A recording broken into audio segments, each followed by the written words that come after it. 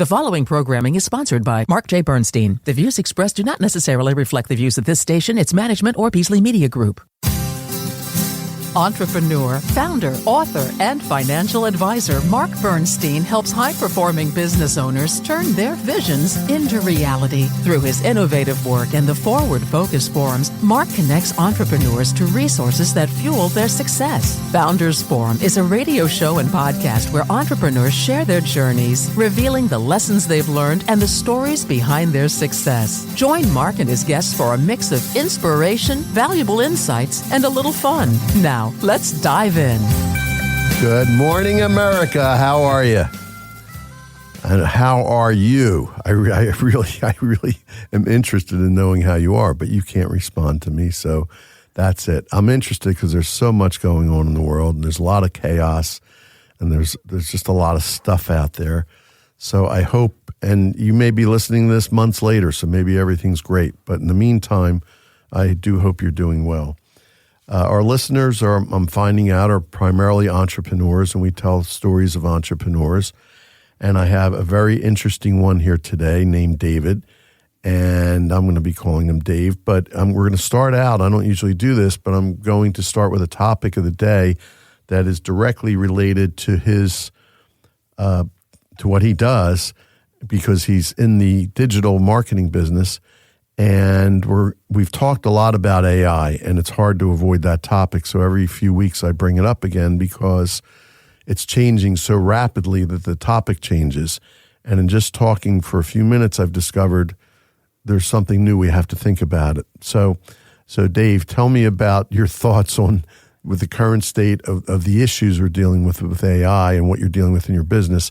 And then we'll be able to get back to that later in the show. All righty. Well, good morning, Mark, and thank you for having me. Good morning. Of course, we're all using AI to work better, faster, smarter, and do bigger and better things. But what's interesting to me is that the AI platforms are now creating a new marketing channel where people are very, very comfortable in asking long queries, trying to get answers to their questions. So there's a fundamental shift that's occurring. And we talked about this briefly, and I find myself, I'm actually forcing myself to use my AI program as my search engine rather than Google or one of the other search engines, because I find it more accurate, more comprehensive, more research involved, less marketing driven as of today. I imagine that might change. But as of now, that's the way it is. So I get that. We're going to go back to that. I appreciate you bringing that up, and we'll go back to that when we talk about your business, because I'm sure that has to do with the future of your business and how you're going to address it. So in the meantime, let me introduce you. This is David Sonn. David is president and founder of Arc Intermedia out of King of Prussia, Pennsylvania. And as one of the first digital-only customer acquisition agencies in the Philadelphia area, which is another term, I like that term, but it's a marketing agency, Dave launched Arc Intermedia in January 2010. Arc was built to deliver measurable results, not vanity metrics, and he structured the company for long-term stability, creating a culture of trust and accountability with zero layoffs since day one, which is pretty interesting. His role within the agency is to lead sales and business operations with the responsibility of attracting and supporting highly talented digital experts that provide the agency's clients with the best solutions. Welcome, David, again. Thank you. Dave, tell me about, the only thing I'm really interested in prior to your business is your humble beginnings, where you came from, how you ended up in Philadelphia, and how you became an entrepreneur. So the entrepreneur piece wasn't by design. I grew up in northeastern Pennsylvania, north of Scranton, in a small town called Honesdale, and it was a very rural setting. And when you went away to college, there weren't a lot of white-collar jobs in that small town, and you kind of signed off onto the fact that you were probably going to move away. So after graduating college, I moved to Philadelphia to start my professional career. You guys still have family up there in Honesdale? I do have a sister, but that's all now. Gotcha. Got it. So moved to Philadelphia, tried to begin to start my career. I worked at a couple agencies. I learned what not to do, life lesson there. And then I had a longtime friend, which would ultimately become my business partner. And we naively believed that we could do it better. And it was at the advent of the internet, when people were just now getting the internet into their homes. Companies, most of them didn't have websites, didn't know why they would even need a website. And we had the brilliant idea that we could launch a web design company, one of the first in the Philadelphia area. Yes, and that was like 1996, I believe you said, right? It was. Yeah. It was a long time ago. It was a long time ago, and it was a plan that we kind of went into. We had no money. The banks had no interest in us. We had no roadmap because people weren't really building websites, but we were 20-somethings with no fear, and we just thought that this is how you would do it, and there was no looking back. Yeah. But we ran the company successfully for over 12 years. Started the organization with 3 employees, again, all in our 20s, all just bright-eyed and just willing to get after it. Those 3 folks that joined us from the very beginning all went on to have very good and successful careers, and fantastic experience. I learned how to run a business by running a business. And again, I didn't go into this, I didn't go to college thinking that I was going to become an entrepreneur, but I always had this idea that I felt like I could do things better or different, and I just love to make decisions.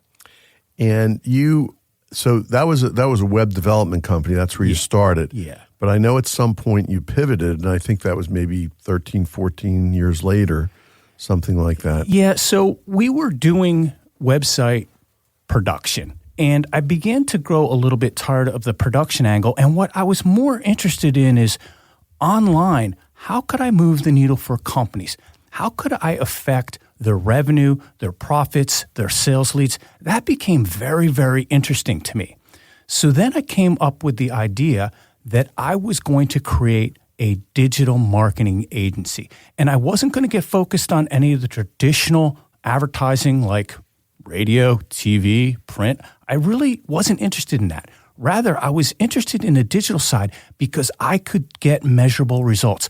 I could take on a client's needs and campaigns, and I could measure right back. I could connect the dots that if I did X, I could show you that I generated X amount of traffic or leads or what have you. And that was exciting to me. I was willing to kind of live and die by the metrics. And live and die by the metrics, but that's what I would call the hard side of what you do. I would call a soft side to what you do too, which is that you mentioned what you do for your clients. You have a very client-focused approach, from what I understand. We really are. I mean, sure, there's a lot of companies nowadays that will claim to do digital marketing, but what I believe sets us apart is more of the customer service piece, the hands-on, the honesty, all of that. In fact, we just went through a rebranding very recently. We now position ourselves as the enjoyable agency, and we use that to highlight that we are going to hyper-focus on the customer service, on getting back to you. But it means much more than that. Marketing is an investment in a business, and because it's an investment, it has to show a return. And what is enjoyable for our clients is that they know they have a partner that has a business focus, that understands that dollars in has to produce dollars out. So we are really wired in that regard. On top of, for us, enjoyable means our clients know that we're going to be here tomorrow. We've been in business for 15 years. We've had no layoffs. We've built a very stable company. That's enjoyable for our clients. And our clients, when they contact us, they know that they're going to speak to the same person. Our turnover rate is less than 3%. And as a client or a customer of anything, I hope you can agree, it's really nice to know that the person on the other side of the phone, the other side of the video call, if you will, understands you, has institutional knowledge. You are very passionate about your business. I am. I certainly am.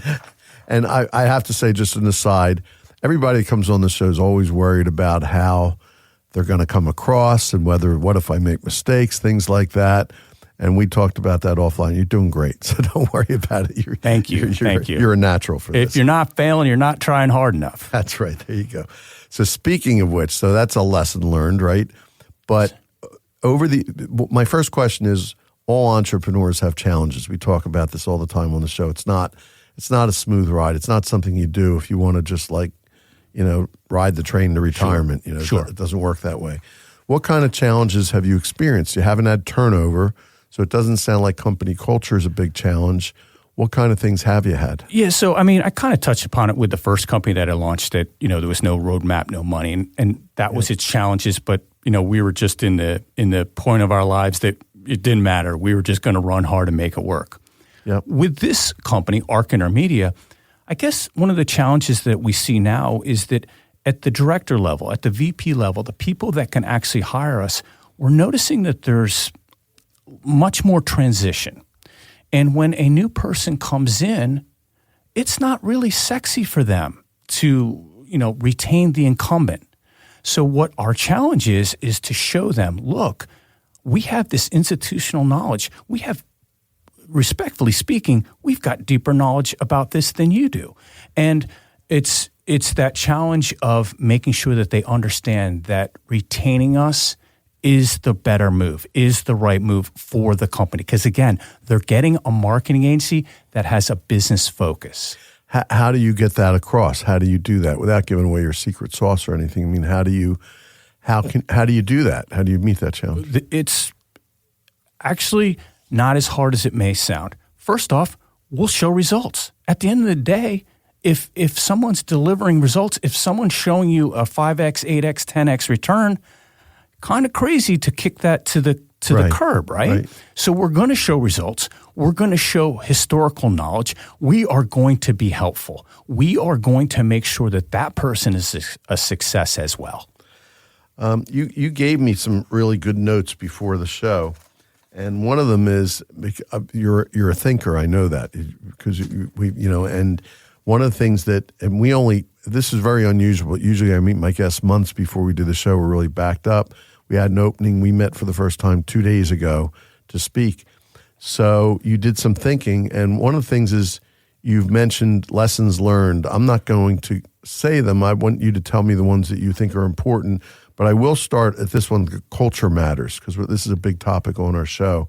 So let's talk about that and then tell me other lessons you might have learned. Culture absolutely matters, and you hear it all the time, but here's the big story. It has to start at the top. The people at the top have to set that tone. They have to, walk the talk, and they really have to lead by example. What does that mean in your business? Because everybody says that, but in your business, what does that mean? At its fundamental core, to me, it means treating people the way you would want to be treated, treating people the way you would want someone to treat your mom, treating people the way you would want someone to treat your child. If you look at it through that lens, so start that with treating your employees that way. Sure. If you build inside with great people and you treat them the right way, you treat them how you would expect to be treated, it begins to work itself out. And nothing can't be accomplished if you have the right tone, if you have the right ambition, and you create a culture where, much like a sports team, you're going out there to compete. You have good people. You have people with skills. You have people that want to win. You just need to help them get there and get them to understand that they are appreciated and they are making a difference. One of the things I know that you say, you've said it to me several times in different ways, is put yourself in their shoes. What are other ways that you do that? Well, that one I am going to touch upon because it's really important. When I'm talking to a client, when I'm providing consulting and they have X goal that they need to achieve or a budget or whatever, what I do, and I guess I can't help myself being an entrepreneur, I put myself in the shoes of that company's CEO or director or what have you, and I begin to think about if this was my livelihood, if this was my decision to make, if this really mattered for myself, my staff, my family, what was the decision I would make? What would be the recommendation? When you can take on that mindset, the decisions are easy. That's a great jumping off point for a quick commercial. We'll be back in 1 minute on Founders Forum.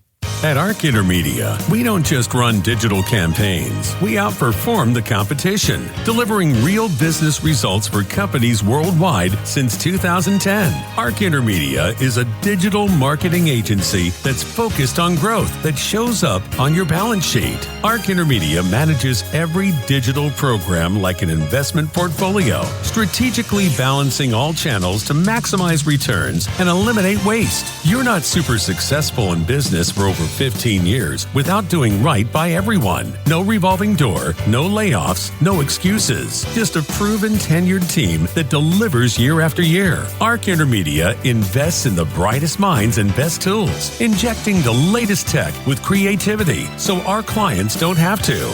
Compare our solutions, expertise, and longevity to your agency today by visiting arcintermedia.com. That's arcintermedia.com. We're back on Founders Forum with my guest today, David Sonn. David, I'm going to switch things up a little bit. I usually save this for the end, but it's relevant to some of the conversation I want to have with you. If you and I are sitting here a year from now and we're looking back on the last year, what would have to happen over that year period for you to feel that that was a successful year in your life, in your business life, personal life, if you want, anything you want to touch on? Let's start with that, and then I have some questions around that. I guess the way I would answer that, first from a business side, is to make sure that the company is moving in a good direction, that all those that have bought in, staff and clients, are comfortable, and that things are moving in a very good direction so that there's stability and peace of mind. I am all about peace of mind, sleeping well at night, and taking care of those that take care of you. And I really do think about that literally every day with my business. As far as the other pieces, the aspects of your life, working out is important to me. If you really have something that's important to you, you create a schedule, you create a way to do it. The alarm for me goes off at 5:15 a.m. every day, Monday through Friday. That's how I get into the gym. It's important to me, and therefore I carve out time. My business life, I put it all in. I work real hard during the day. Sometimes, most times, like a lot of folks, eating lunch at your desk and that kind of thing, and trying to connect with people, both the staff and the clients. And then on the personal side, obviously family's important. I'm married. I have 2 boys, super important. And as a family unit, we get involved in a lot of volunteer work, a lot of charity work, and that's really, really important to understand where you stand in this world. Yeah. So one thing I want to reference, which I think is part of your future vision, we were talking about AI at the beginning of the show and how people are starting to look at AI as a search engine. Do you have any goals, business goals, aligned with that vision over the next year? Sure. Let me kind of back up on that whole piece. Late in 2023, when we were beginning to be exposed to ChatGPT and some of the other ones, obviously, back to the beginning of the show, yeah, great with workflow and all that stuff. But I saw something else. I saw an opportunity for a marketing channel. I thought that this is maybe one of the first times ever that Google was going to have some kind of a challenge with search. So in our annual meeting in early 2024, I challenged my entire team. I'm like, look, this is a direction I believe that we need to head. We need to learn. We need to experiment. We need to fail. We need to learn how we could even roll this into a program that could benefit clients. We started with ourselves. We used, our own company, our website, our content. We did lots of tests. And I will tell you this, in 2025, I began to see more legitimate leads, sales leads, through the AI platforms for our agency than I had been seeing for several years from Google. I can tell you that I've got legitimate leads through the AI platforms for a home elevator company in the Philippines, a publishing company in LA, a hat company in Arizona, a real estate company in the UK. These are legitimate leads that we are now working through, and it's even making a difference for us. And through that experience, I believed that we could roll out new programs for our clients. So in the past, we always did SEO, search engine optimization. In the beginning of 2025, we've converted all of our SEO clients into what we call organic visibility and AI. And really what that means is having a bigger focus on optimizing for the AI platforms for traditional search engines and answer engines, which are like the Reddits of the world, the Quoras of the world, and those kinds of things. And people will say, well, isn't that just good marketing? Well, companies don't have infinite budgets. They don't have infinite resources to produce all the content and maintain those presence and have a strategy. So that's where we're leading our company. So what that means is your clients will have AI visibility, right? And then how does that generate ultimately business for them? So here's another part where the world has changed and is upside down. In the past, with most digital marketing, you get plenty of metrics and analytics and you can measure it all. In the AI platforms, we're really not getting anything. And so it begins to harken back to the older days of like, let's look at business metrics. Is revenue up? Are sales leads up? What are the quality of those sales leads? What's in your pipe? And really looking at that and looking at it from a whole holistic view of how are we moving the entire company forward and what is the piece of the puzzle that AI is contributing to that. So it sounds like somehow combining being able to get from AI, providing AI services for your clients, and then being able to provide back from that some data and metrics because that's your company's middle name. Yes. And again, we love to have true partnerships with our clients. We look to them to provide us, show me the contracts closed, show me the revenue generated, tell me what's happening in your CRM, your pipeline, and help us begin to measure back what's working. Since that's a new frontier, there'll be some challenges. How do you have a strategy as to how to address the challenges, how to figure that out? We have begun to, pick up on little data points where we can, referral traffic and those kinds of things. One thing that we're learning, people are going to learn about you before they ever get to your website. If you've used the AI platforms, right? Sure. You put in your query, it gives you a whole long answer. It's a wonderful user experience. They're learning about you before they ever get to your website. Now, what we are seeing is a rise in brand searches. And what I mean by that is they learn about your company in an AI platform. They grab your name of your company. They plop it over into Google. They do what we call a brand search. They go to your website. And then by and large, we're seeing, and if you look at your analytics, that visitor probably only consumes about 3 pages because they've already learned about you. And we're a world of researchers. We want to go out and we want to find the truth. Of course, your website is the gospel. Everything is going to be beautiful. Yep, we have about 5 minutes left, so a bit more to cover. So those are challenges there. What are, so we're talking to entrepreneurs on the show today. What advice would you give to younger entrepreneurs? There's a lot of very young, experienced entrepreneurs, but new entrepreneurs. What kind of advice would you give them as they're starting their businesses? There's probably a couple. One thing I will say, almost every company that is launched 9 out of 10 times, maybe 10 out of 10 times, they're underfunded. So if you think you need funding, and that's not always great to take on investors, I get it. But you're likely, I could probably look at your business plan and tell you straight away you're underfunded. So make sure you have the funding that you can weather the storm, that you can, especially if you're taking on people, make sure that you can take care of those that are taking care of you. Have a plan. That sounds like a basic thing, but really look at, how can you get from A to B? How can you get through year one? I believe the stat is the first year, 80% of companies fail. 97% of them never make it to 10 years. So you kind of have to have a plan. And then the other part is do not take sales lightly. Sales is the lifeblood of every single company. Make sure you have a plan for sales.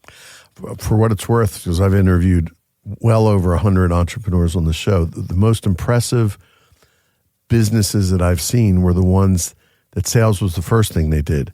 In other words, they started day one with clients, whether that was from previous experience they had at a job or from, they had been in the industry in some form or another, or they created a way to do that. But I do see so many new companies like you're talking about start out, they're underfunded. They try to get one client first, but maybe they don't have enough money to fund, to service that client or to enhance services or to expand the sales.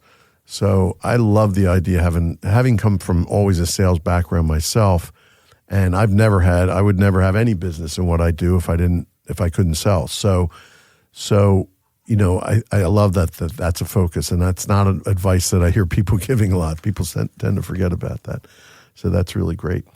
We always have some kind of closing round questions, or we're getting close to that point. I kind of asked you this question because I just asked if you could speak to your younger self, what advice would you give you? I think it would be pretty similar to what you just said, right? Is there anything else you would add to that? Can I say buying Bitcoin? There you go. There you go. It's not too late, by the way. And that's not financial advice. I'm a financial planner, but there's still one thing I know about Bitcoin. There's limited supply, so there's still demand. What do you like to read? I know you're a reader, Dave. What do you read? So I actually like to read biographies, and I'm not going to sit here to pretend that I'm a history buff, but rather I really enjoy like people in this world that have made some kind of an impact, whether, business, social, entertainment, what have you. There's always seems to be an underlying story. Like we as the public will see X, Y, Z occur, but what's really, really interesting to me is how they see it, or how, the inner workings of it all. So, right now I'm reading Nikola Tesla. I think a lot of us have read the Steve Jobs book by Walter Isaacson, which was fantastic. Yep. I read Alan Greenspan, a little bit dry, but I learned a ton about the Federal Reserve and all the power that, the chairman wields. So that was really interesting. Read about Kurt Cobain. That was interesting. And I just ordered the book, the biography on Katherine Johnson, the NASA supercomputer woman. Amazing. Yeah. Pretty interesting. I like biographies myself and historical novels because it's probably why I do the show, because I like hearing people's stories. To me, that's because people were behind everything. Oh, what's the story behind the story? Right. And as much as we talk about AI and technology and all that, in the end, none of this happens without people. Thank you all for joining Founders Forum today. And we look forward to hearing from you again next week and talking to you next week. And look for us on all the social media outlets, videos on YouTube, and have a great day.